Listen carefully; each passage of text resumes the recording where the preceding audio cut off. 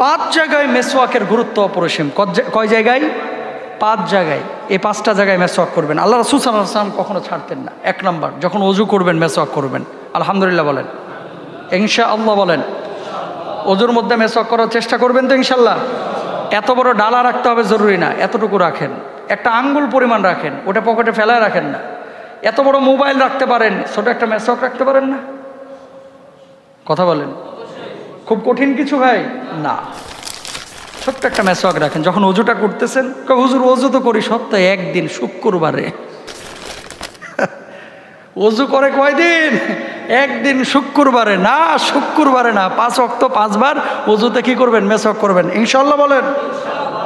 2 নম্বর, নামাজে দাঁড়ানোর সময় যদি ওযু এবং নামাজের মধ্যে বেশি পার্থক্য হয়, ওযু করেছেন ধরেন 12:30টায়, 1:30টায় নামাজ, 1 ঘন্টা ফারাক, তাহলে আপনি নামাজের আগে একটু মেসওয়াক করে নেন। আর যদি এমনটা হয় যে এখান থেকে ওযু করেছেন, মেসওয়াক করে এসেছেন, নামাজ শুরু হয়ে গেছে, আপনার তাহলে মেসওয়াক আবার করা জরুরি না, করে নেবেন। 2 নম্বর। 3 নম্বর, কোরআন মাজিদ তেলাওয়াত করার সময়, কোরআন মাজিদ তেলাওয়াত করার সময় মেসওয়াক করা, এটা কিন্তু নবীজির সুন্নাহ।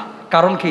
যখন কোরআন তেলাওয়াত করছেন, ধরেন আলহামদুলিল্লাহি রাব্বিল আলামিন আর রহমানির রহিম মালিকি ইয়াউমিদ্দিন, কথা বলছেন কার সাথে?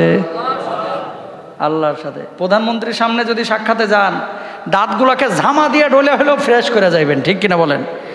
আল্লাহর সামনে দাঁড়াইতেছেন, তখন মুখ পরিষ্কার করা দরকার আছে না নাই? এমপি মহোদয়ের কাছে যখন যায়, দাঁত তো মাজে, তারপর আবার একটা সেন্টার ফ্রুট খায়। কারণ কি? যেন মুখে কোনো গন্ধ না পায়। আর আল্লাহর সামনে যখন দাঁড়ায় আর যখন তেলাওয়াত করে, হাকিমপুরি কাঁচা শুকনা ন্যাশনাল খাইয়া জর্দার গন্ধ নিয়ে কোরআন তেলাওয়াত করে, এরকম খাটাসো বাংলার জমিনে 1-2টা আছে না? এরকম বলা যাবে না, ঠিক কিনা? জর্দা খাইয়া আইসা কোনো মতো কুলি করে আইসা বাস কোরআন তেলাওয়াত করতেছে, করবেন না এরকম। মেসওয়াক করে কোরআন তেলাওয়াত করবেন ইনশাআল্লাহ। কোন? 4 নম্বর, ঘুম থেকে জাগ্রত হওয়ার পর মেসওয়াক করবেন। 5 নম্বর, মুখে দুর্গন্ধ সৃষ্টি হলে কিংবা দাঁতের রং পরিবর্তন হলে তা পরিষ্কারের জন্য, এটার জন্য মেসওয়াক করবেন। আল্লাহ বুঝার তৌফিক দান করুন। আরো জোরে বলেন আমিন। এটাতে গেল মেসওয়াকের কথা। কোথা থেকে আলোচনা বলছিলাম? যে সমস্ত নবীরা 10টা কাজ কখনো ছাড়েন নাই। 5টা পয়েন্টে আমরা বললাম মেসওয়াকের কথা।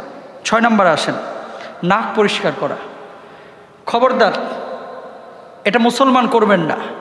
অনেকে দেখা যায় একটা মজলিসে বসে আছেন, এই যে এরকম ভরা মজলিস, একবার আঙ্গুলটারে খাড়া করে নাকের মধ্যে দিয়া যেন ওই যে বালিশা দিয়া বালু উঠাইতেছে, কথা বুঝেন নাই?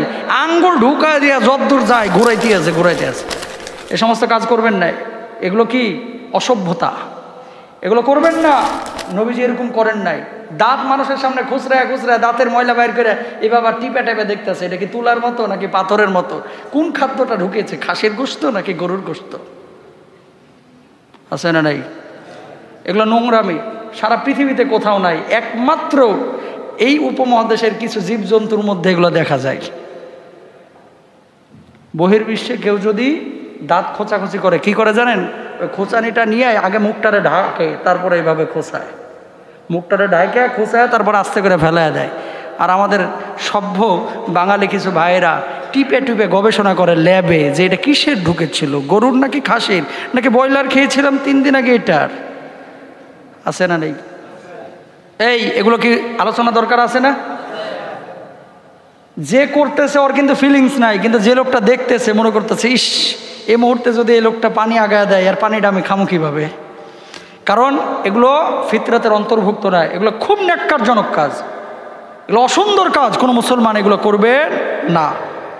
নবীজি সাল্লাল্লাহু আলাইহি ওয়াসাল্লাম কি বলছেন?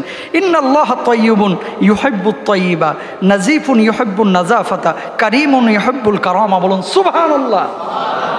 আল্লাহ নিজে সুন্দর, তিনি সুন্দরকে পছন্দ করেন। আল্লাহ নিজে পবিত্র, তিনি পবিত্রকে পছন্দ করেন।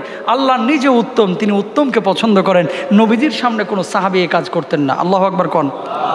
আপনারা করবেন? বলেন না। আল্লাহ কবুল করুন ইনশাআল্লাহ বলেন। আঙ্গুলগুলো ভালো করে ধৌত করবেন, যখন ধুইবেন হাতের গিঁটগুলো, পায়ের গিঁটগুলো, এগুলো ধৌত করবেন। পানি দ্বারা ইস্তেঞ্জা করা, টিস্যু অথবা ঢিলা যাই ব্যবহার করেন, পাশাপাশি পানিটাও ব্যবহার করবেন। যদি এইটা করেন, ওই যে কুবাবাসীর যেমন প্রশংসা আল্লাহ তাআলা করেছেন, আপনাদের প্রশংসা মানে ওদের মতো প্রশংসা আল্লাহ তাআলা কিয়ামতে আপনাদের করবেন ইনশাআল্লাহ বলেন। ইস্তেঞ্জা করবেন, ঢিলা কুলুপ ব্যবহার করবেন। এখন তো সহজ, টিস্যু পেপার বাজারে অ্যাভেলেবল।